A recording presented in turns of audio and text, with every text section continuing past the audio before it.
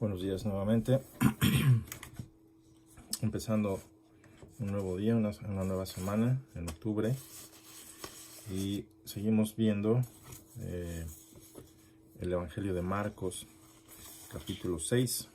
Vamos a estar viendo cómo nuestro Señor Jesucristo lidia con la indiferencia básicamente de las personas que Él conoce. ¿Cuántos de ustedes no han hecho su fama creciendo con su familia y luego se separan y se dedican a hacer algo y su familia simplemente no cree en nada, no da crédito a lo que haces o lo que has hecho? Y más si es el caso de cuando has venido a Cristo y hay una transformación verdadera en tu vida y vuelves a tu familia para hablarles de Cristo. No todos van a aceptar los cambios y te tirarán quizá de hipócrita, de traidor, o dudarán de la veracidad de esa transformación. Pero vamos a ver lo que el texto nos dice. Y para ello vamos a orar rápidamente. Padre Santo, te rogamos, Señor, primeramente te agradecemos por tu palabra y un día nuevo. Y te pedimos, Señor, que tu palabra llegue hasta las personas a quienes tú intentaste o has decidido, Señor, que vengan a ti. Entonces sabemos que muchos cierran sus oídos, su entendimiento, y se niegan, Señor, a aceptar tu deidad, se niegan a aceptar tu persona, se niegan a aceptar tu autoridad, y por lo tanto pues ellos mismos toman decisiones que les llevarán a una eternidad difícil, Señor. Entonces hoy te rogamos que nos das la oportunidad de entender tu palabra, que nos ayude, Señor, a venir a Cristo, a deshacernos de todo aquello que nos impida acercarnos a ti. Abre nuestro entendimiento, nuestro corazón para recibir tu palabra, y que, bueno, pues en el nombre del Señor podamos honrarte como tú estableces. En el nombre de Cristo. Amén. Y pues ya en ello, dirijámonos a Marcos número 6, capítulo 6.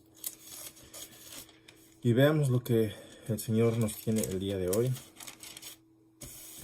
Y pues el título de la palabra de Dios sería hoy en Jesús en Nazaret, ¿verdad? Lidiando con esa indiferencia que a veces nos caracteriza a muchos de nosotros. Indiferencia es algo que no es muy bueno. Y quiero iniciar con un texto que viene de Eclesiastés 9, 13 al 18. Y es algo interesante cómo las cosas suceden de esta manera. Por lo regular, muchos de nosotros, en nuestro tiempo, en el tiempo en el que vivimos, siento que estoy muy abajo, ¿verdad? Perdón, no suelo hacer eso, ¿verdad? En el tiempo en el que vivimos, pues le dedicamos mucho tiempo al placer, a los intereses personales, a cualquier cosa que a ti te llame la atención. Se dedica tiempo, ¿verdad? Trabajo, viajes, el querer lograr ciertas cosas, que no es malo el querer adquirir sabiduría o conocimiento, pero mucha gente va más allá de lo normal. El que trabaja demasiado, o el que no trabaja pues es peor, ¿verdad? Pereza y todo esto. Lo que quiero decir es que estamos tan enfocados en nosotros mismos que no vemos lo que es importante, y menospreciamos por lo regular a alguien que pues nunca decidió o nunca quiso o tener una licenciatura. Eso no era para esa persona, ¿verdad? Decidió más bien aprender a hacer un oficio, ¿verdad? Algo con sus propias manos. Por lo regular, de donde yo vengo, por ejemplo, si no eres licenciado o doctor o algo así que llame la atención, pues eres menospreciado. Si eres un albañil, eres menospreciado. Si te dedicas a hacer quesadillas, eres menospreciado. Y eso pues eso es terrible, porque a Dios no le gusta el menosprecio de ninguna persona. Entonces, al contrario, ¿verdad? Es algo que estamos muy mal acostumbrados en ciertas partes. Pero en fin, te leo Eclesiastés 9, 13 al 18, que nos dice: también vi esta sabiduría debajo del sol, la cual me parece grande, una pequeña ciudad, y pocos hombres en ella, y viene contra ella un gran rey, y la asedia y levanta contra ella grandes baluartes, y se halla en ella un hombre pobre, sabio, toma en cuenta que dice un hombre pobre, no un hombre con licenciatura o con grandes casas y con dominante, no, sino dice es un hombre pobre, ¿verdad? Pero es sabio, el cual libra a la ciudad con su sabiduría, no con sus riquezas, no con su poder, con su sabiduría. Y nadie se acordaba de aquel hombre pobre. Entonces, ¿por qué? Porque era pobre. Entonces dije yo, mejor es la sabiduría que la fuerza, aunque la ciencia del pobre sea menospreciada. Y hay mucha gente que es así, es muy sabia, pero es pobre y se le menosprecia. Y aunque la ciencia del pobre sea menospreciada y no sean escuchadas sus palabras, ¿verdad? Las palabras del sabio escuchadas en quietud son mejores que el clamor del Señor entre los necios. Mejor es la sabiduría que las armas de guerra, pero un pecador destruye mucho bien. Eclesiastés 9, 13 al 18. Y esto está relacionado con el texto de esta mañana, porque vemos el menosprecio que Jesucristo recibió de su propia gente. Veamos lo que dice el texto. Salió Jesús de allí. ¿De dónde? Bueno, pues hemos estado viendo que Jesús ha estado viajando a los alrededores de Galilea y a la otra parte, en Decápolis, ¿verdad? En Decápolis, donde liberó a un par de personas de demonios, 6,000, lo que el texto dice, y regresando, ¿verdad?, a su lugar de trabajo, que es Capernaum.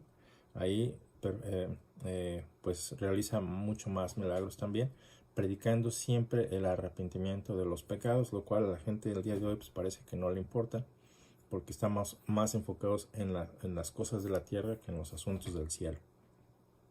Entonces se predica más el confort, la comodidad, ¿verdad?, la riqueza, la salud, que la salvación. La salvación, porque si al día de hoy te mueres, toda tu riqueza y tus propósitos y tus metas pues no sirven de nada, ¿verdad? Sin Jesucristo estás frito, lo voy a decir de esa manera. Entonces el arrepentimiento de los pecados es mucho más importante, un asunto mucho más importante que cualquier otro asunto, ¿verdad? En las predicaciones. Si hoy no te arrepientes y mueres, estás frito, literalmente, casi, ¿verdad? Digo porque termina uno en un lugar que, de acuerdo a lo que dice la palabra de Dios, pues no es muy agradable. Por esa razón Jesucristo padeció, ¿verdad?, voluntariamente, tomando mi lugar, tu lugar, para padecer lo que no quiere Dios que padezcas, que es el tormento. Entonces Jesucristo recibió ese tormento en tu lugar y en mi lugar para impedir que llegaras a ese lugar el día de hoy, ¿verdad? Y bueno, el hecho de que vivamos cada día como si nada pasara, pues tiene que ver con su misericordia, que nos da tiempo para arrepentirnos. Y viene Jesús, sale de Capernaum, donde acaba de realizar un par de milagros, ¿verdad? Uno de ellos es la resurrección de una persona, ¿verdad? Y la sanación de una persona que estaba enferma de una hemorragia por 12 años, ¿verdad? Y pues la gente era testigo de estos asuntos. Y la fama de Jesús en toda la región de Galilea crecía y crecía y crecía y crecía. Pero sale de allí de Capernaum y viene a Nazaret, porque no dice el texto Nazaret, pero dice vino a su tierra, y todos sabemos, de acuerdo a los escritores de los evangelios, que Jesús creció y vivió, ¿verdad?, en Nazaret. Sí, nació en Belén, pero debido a las circunstancias se tuvieron que mover de allí para no ser asesinado literalmente por el rey Herodes, y vivieron en Nazaret. Entonces básicamente él creció en Nazaret, se le llamaba Nazareno, ¿verdad?, por la región donde vivía. Entonces sale de allí de Capernaum y viene a Nazaret, vino a su tierra, y le seguían sus discípulos, quienes iban a atestiguar absolutamente todo, ¿verdad? No sabemos cuántos de sus discípulos le seguían, asumimos que eran los 12, y durante ese tiempo pues parece ser que llegó a casa donde estaba su mamá, sus hermanos, sus hermanas, y llegaron ahí, ¿verdad? Porque dice que no hizo nada, y llegado el día de reposo, no sabemos si llegó en un viernes en la noche, no sabemos si viajó antes pero parece ser que se tomó un tiempo para quizá descansar de las multitudes. Pero cuando comenzó a enseñar en la sinagoga, y muchos oyéndole se admiraban y decían: ¿de dónde tiene estas cosas? ¿Y qué sabiduría es esta que le es dada? Y estos milagros que por sus manos son hechos. Aquí vemos los que no le agradan mucho, no se agradan de Jesucristo, que atestiguan que sí, que efectivamente tiene sabiduría, que efectivamente puede realizar milagros con sus manos.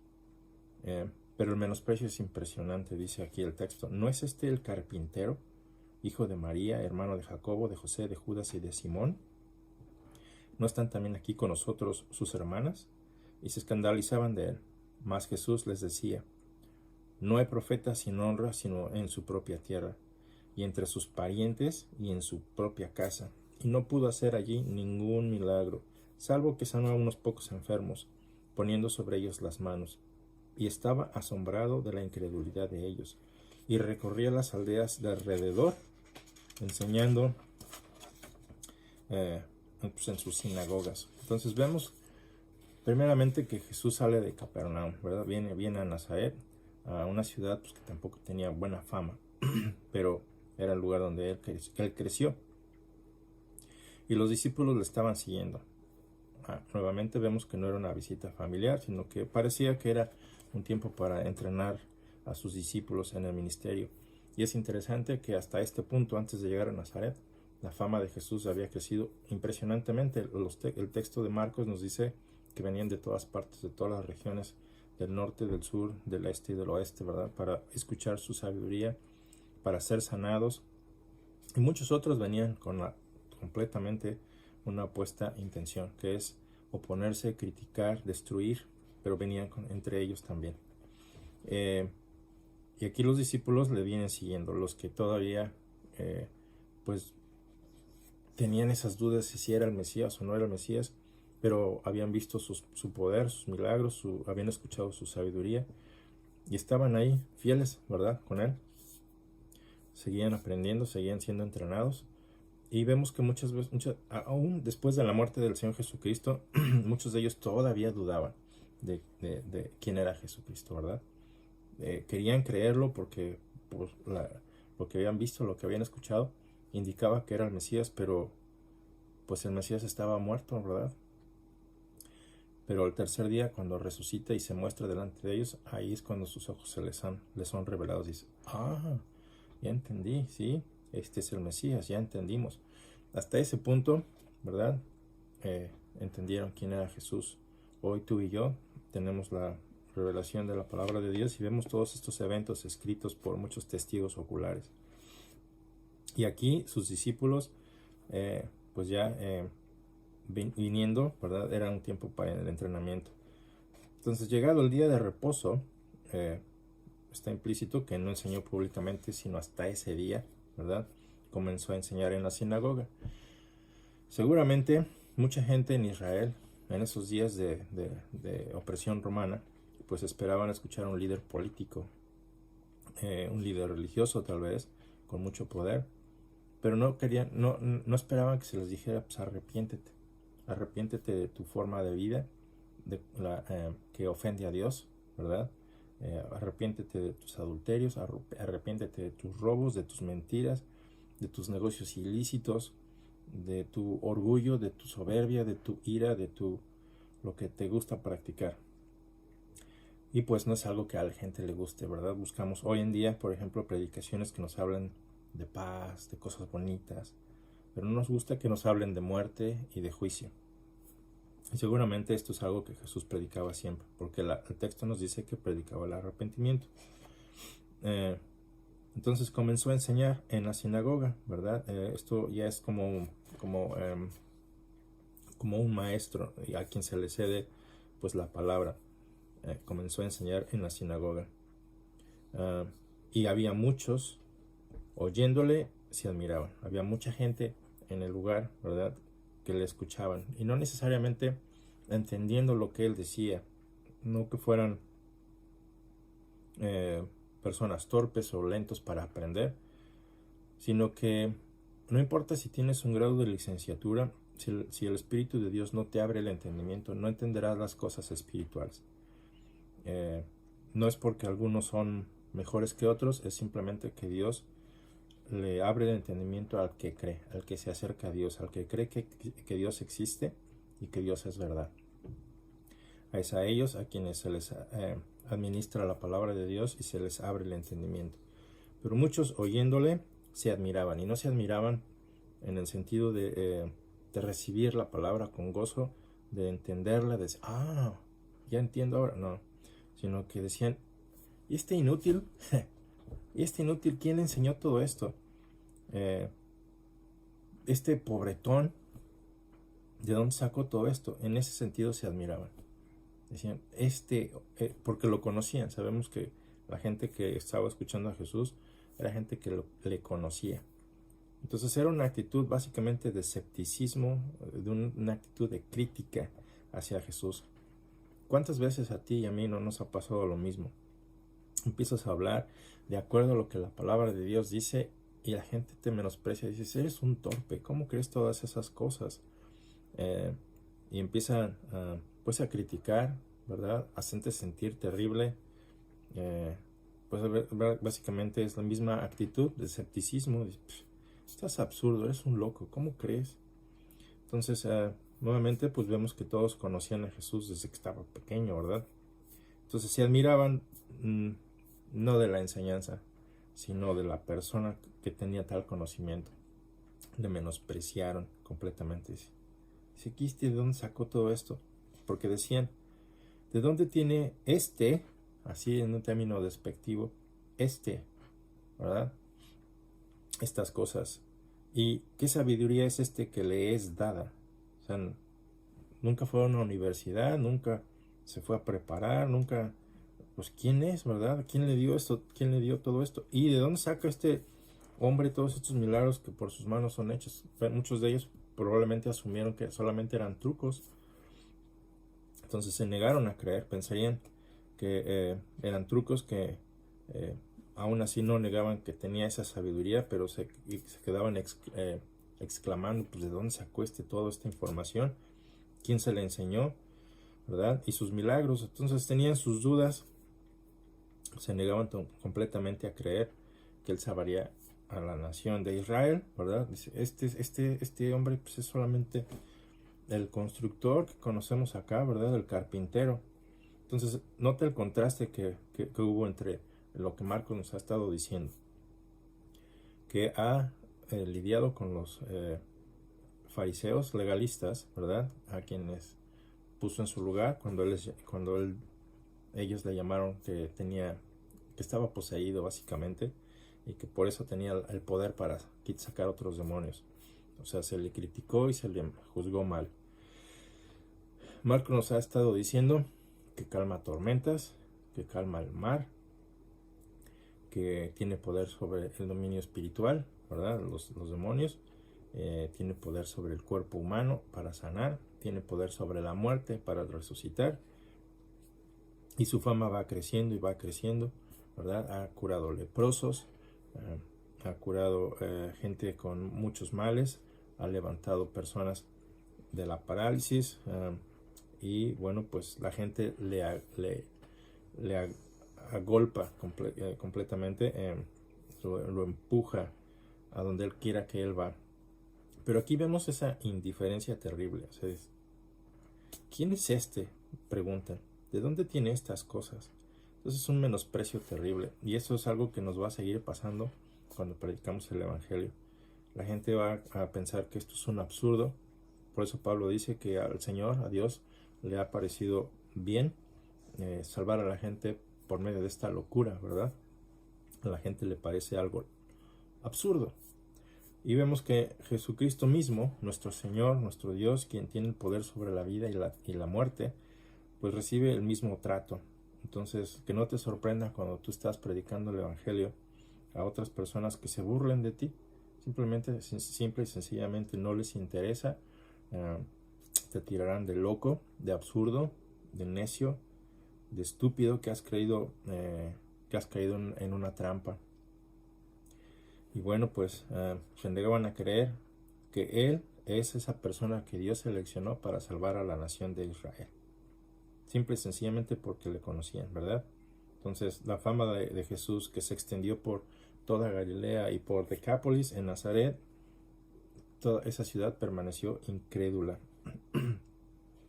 Entonces, ojo con nosotros también. Podemos estar tan acostumbrados a la palabra de Dios que hasta cierto punto pues ya dejamos de creer, o empezamos a tener nuestras dudas, o nos empezamos a alejar. Y eso es un peligro terrible. Entonces aprendamos también, como los discípulos, que a pesar de sus dudas permanecían fieles. La gente que le conocía a Jesús desde pequeño, en el versículo 3 decían, ¿no es este el carpintero? Y el término carpintero pues, se refiere a no necesariamente a la persona que se dedica a fabricar muebles, aunque pudo haber incluido eso.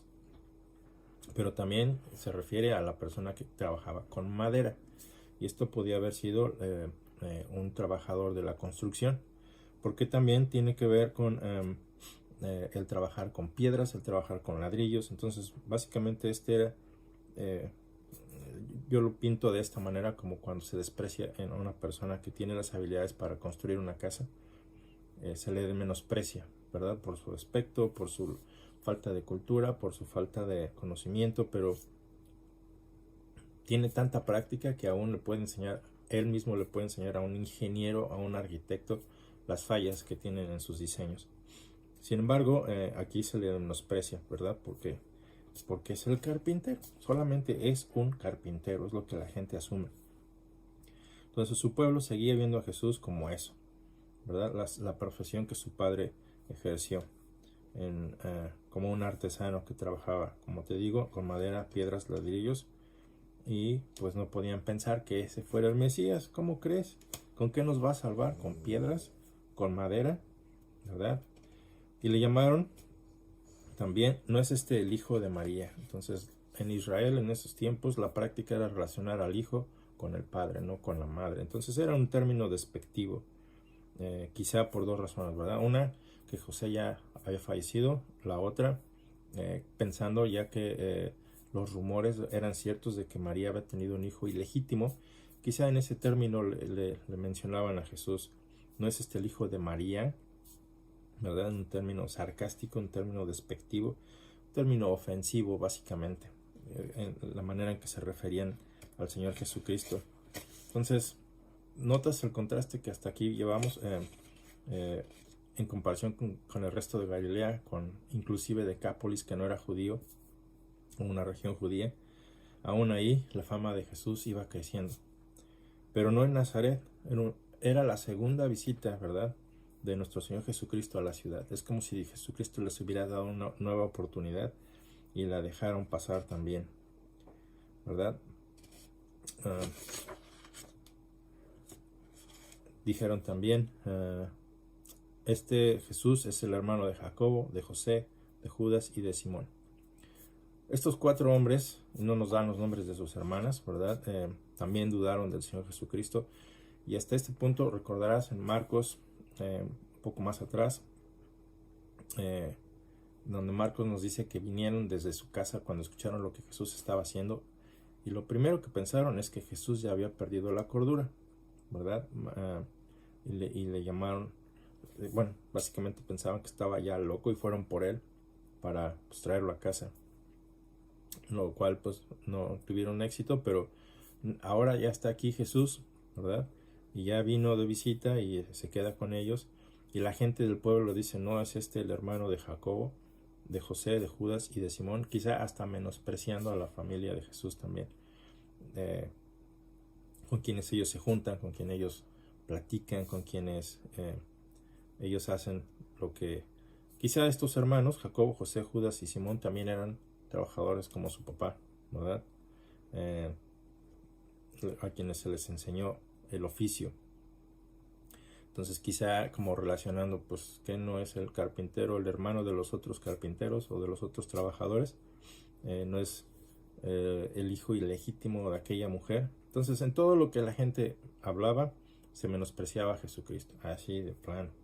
La gente de su propia casa, de su propia familia, ¿verdad?, no creían quién era, pero no solamente no creían quién era, sino el menosprecio se notaba en sus palabras, en su corazón, lo que abundaba en su corazón. Entonces, en realidad, pues era el medio hermano de Jesús. Y aún así, Jacobo más adelante, Jacobo y Judas, vendrían a ser, al menos Jacobo, líder de la iglesia en Jerusalén. Esto lo encuentras en Hechos 12, 17, 15, 21 y 1 Corintios 15, Gálatas 1 y Gálatas 2, 9. Entonces se convierte inclusive en el escritor de una de las epístolas, Santiago, ¿verdad? Lleva su nombre. Y Judas, otro de sus hermanos, también fue escritor de una de las epístolas que lleva también su nombre. El texto nos sigue diciendo que, pues, también tenía hermanas de las cuales no sabemos nada. No sabemos si más adelante, como Jacobo y Judas, se habrán convertido, habrán creído quién Jesús era. Pero la gente en general se escandalizaba de él. La palabra escandalizar, perdón, en el griego quiere decir tropezar, caer en una trampa o hasta caer en pecado. Los habitantes de Nazaret se sintieron tan ofendidos por la actitud de Jesús como por presentarse como un profeta, ¿verdad? Como un maestro, pues por su común procedencia crecieron con él, jugaron también con él. Entonces no podían creer que ahora ya se mostrara como el gran Señor, como el libertador. Entonces lo menospreciaban por su limitada educación formal, ¿verdad? No fue a universidades o lugares en donde se les reconocía. También se le menospreció por su falta de posición religiosa, quizá por su falta de posición social, ¿verdad? Oficialmente reconocidos. En Mateo 13:57 Jesús se llama a sí mismo profeta, ¿verdad? En concordancia con el resto de sus roles, o al menos con uno de ellos, es un profeta. Entonces Jesús decía aquí en el versículo 4 que no hay profeta sin honra, sino en tu propia tierra, entre tus parientes y entre tu casa. Entonces la familia de Jesús no creía en él absolutamente, le menospreciaron. Y te recuerdo que pensaban de hecho estaban pensando que Jesús estaba loco. Entonces no podían creer. Ni el pueblo donde Jesús creció, ni la familia de Jesús creían que él era el Mesías. Y debido a esto, dice el versículo 5 que no pudo hacer allí ningún milagro. Y esto no tiene nada que ver con la capacidad de Jesús o que dependa de nosotros que Él pueda hacer sus milagros. Absolutamente no. Entonces, como por ejemplo, cuando alguien te regala $1,000,000, ¿verdad? ¿Qué necesitas para recibir $1,000,000? Pues ir y recibir el regalo. Pero si el $1,000,000 está ahí y dices, nah, eso no es cierto, es una trampa y nunca vas, ¿verdad? Pues nunca vas a recibir el dinero. Entonces, en ese sentido, la gente no se acercaba a Jesús por su incredulidad, no porque Jesús le hubiera faltado poder, sino que la gente simple y sencillamente lo hizo a él a un lado. No le buscó, no creyó en él, ¿verdad? Y bueno, pues no sanó a muchos, sino dice el texto que solo a unos pocos enfermos, poniendo sobre ellos las manos. Quizá en su compasión, pues todavía se compadeció, de algunas personas entre ellos. Pero en general la ciudad no creyó. Y te recuerdo que muchas veces esto podría caer, esta ciudad pudo haber caído en un juicio por su incredulidad. Y sin embargo, Jesús todavía les extiende ese tiempo para creer. Entonces, este poder de Jesús tiene que ver con el acercamiento personal, ¿verdad? Que tú tengas con Él. Entonces, hoy en día también se aplica a nosotros. Muchas veces no queremos acercarnos a Jesús porque nuestros intereses son otros, o menospreciamos la autoridad de Jesús, o menospreciamos su persona. Y bueno, pues nosotros hacemos lo que mejor nos place, lo que más nos satisface, en lugar de venir a Jesús, y no nos sometemos a Jesús como mucha gente lo hizo en Capernaum, como mucha gente lo hizo en Jerusalén, y tomamos la actitud de mucha gente de la gente de Nazaret. No le buscamos, le hacemos a un lado. Entonces, pues no esperemos que Jesús trate con nosotros tampoco, ¿verdad? No habrá grandes milagros en nuestras vidas, no habrá nada, ¿verdad? Al contrario, estamos por nuestra cuenta. Pero los milagros en general, así los milagros que vemos hasta este punto, estaban destinados para la gente que le buscaba. Si te fijas en el texto, la mayoría de los milagros de Jesús son hechos en personas que buscaban a Jesús, no en personas que, obviamente suena ilógico lo que estoy diciendo, pero la gente que nunca le buscó, pues nunca recibió nada. ¿Eso cómo se aplica a nosotros? Bueno, si quieres una vida satisfactoria, independientemente de los problemas, porque Jesús nunca promete que la vida será libre de problemas, sino al contrario. Si queremos entrar a la casa de Dios, al cielo, ¿verdad? Tenemos que venir a través de Jesucristo, tenemos que buscarle. Más allá de solamente una religión o de recitar palabras sin fin, es conocerle. Para eso nos dejó un texto con muchos detalles para estudiarle, pero muchos de nosotros ocupamos más ese tiempo para otras cosas, trabajar, distraerse, descansar, y exageramos o abusamos del uso del tiempo. Entonces no usamos el tiempo para conocerle, no usamos el tiempo para orar, no usamos el tiempo para pasar tiempo con él, ¿verdad? Entonces tampoco le estás buscando. Eso es un problema grave, caes en la misma indiferencia de la gente de Nazaret. Y eso es algo que debemos tener mucho cuidado. Y si esa es la actitud que tenemos el día de hoy, pues hagamos una pausa en nuestras vidas y pidamos perdón y pidamos una nueva oportunidad para acercarnos a Jesús. Aunque la gente se burle, ¿verdad? Pues eso no es lo importante. Lo importante es que permanezcas fiel. Aunque la gente se burle y sea indiferente, tú permaneces fiel a Jesús. Entonces, Jesús no trajo más milagros para no traer juicio sobre esa ciudad, ¿verdad? Por causa de su incredulidad. Entonces, considéralo como un acto de misericordia, el que no haya realizado mayores milagros en su pueblo. De otra manera, habría sido una condenación terrible. Pero sí estaba asombrado, muy, muy asombrado de la incredulidad de ellos. Y otro de los momentos en el que Jesús se asombró mucho es la fe del soldado romano, ¿verdad? Del centurión, que tuvo gran fe, a pesar de que Jesús le dijo, los milagros son para los hijos, ¿verdad? No para los perros. Aunque ya estoy mezclando las historias, olvídate de ello.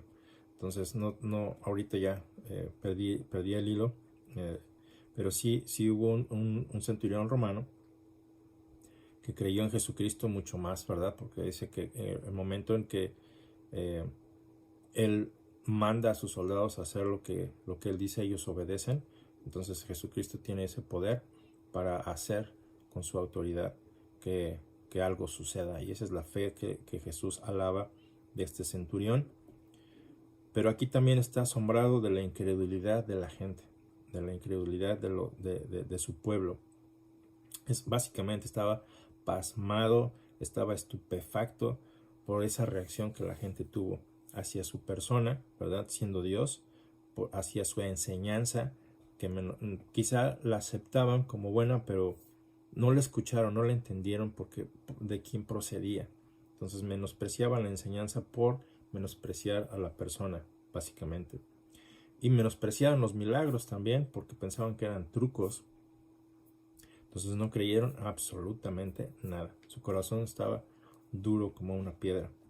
Entonces, ¿qué fue lo que hizo Jesús? Bueno, pues se fue de allí, recorriendo las aldeas de alrededor, enseñando a las personas, ¿verdad? Entonces, este es un evento que marca pues la tercera gira por Galilea, porque de ahí es donde surge, pues va en las aldeas de alrededor, enseñando la palabra de Dios y haciendo lo mismo que ha estado haciendo, sanando a la gente, liberándolos de demonios, lo que no pudo hacer en Nazaret. Entonces Nazaret se lo perdió por su incredulidad. Entonces va alrededor, terminando así, casi donde empezó, ¿verdad? En Capernaum. Entonces este es un pasaje que nos debería llamar la atención. ¿Cómo respondes a la indiferencia de la gente? ¿Y cómo respondemos nosotros si es que estamos siendo indiferentes? Creo que es Apocalipsis 3:16, en el que el Señor Jesucristo le está haciendo una advertencia a una de las iglesias, ¿verdad? Déjame lo busco rápido. Esto es un texto que acaba de venir a mi mente. Y nos dice...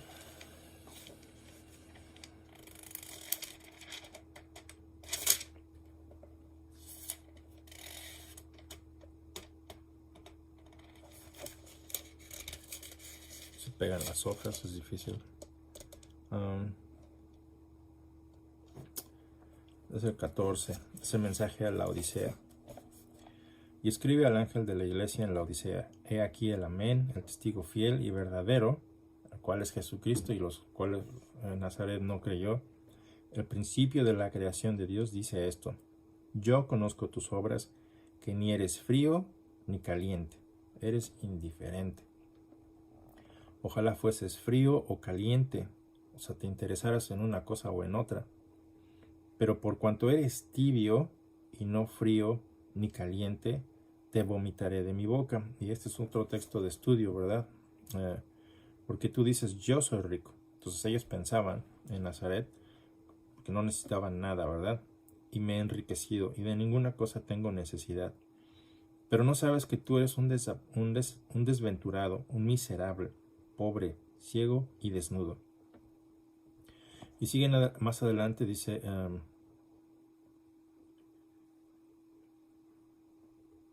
Por tanto, yo te aconsejo que de mí compres oro refinado en fuego, para que seas rico, y vestiduras blancas para vestirte, y que no se descubra la vergüenza de tu desnudez, y unge tus ojos con colirio para que veas. Jesús dice: yo reprendo y castigo a todos los que amo. Sé pues celoso y arrepiéntete, ¿verdad? Sé pues celoso y arrepiéntete. Y viene el famoso texto: He aquí, yo estoy a la puerta y llamo.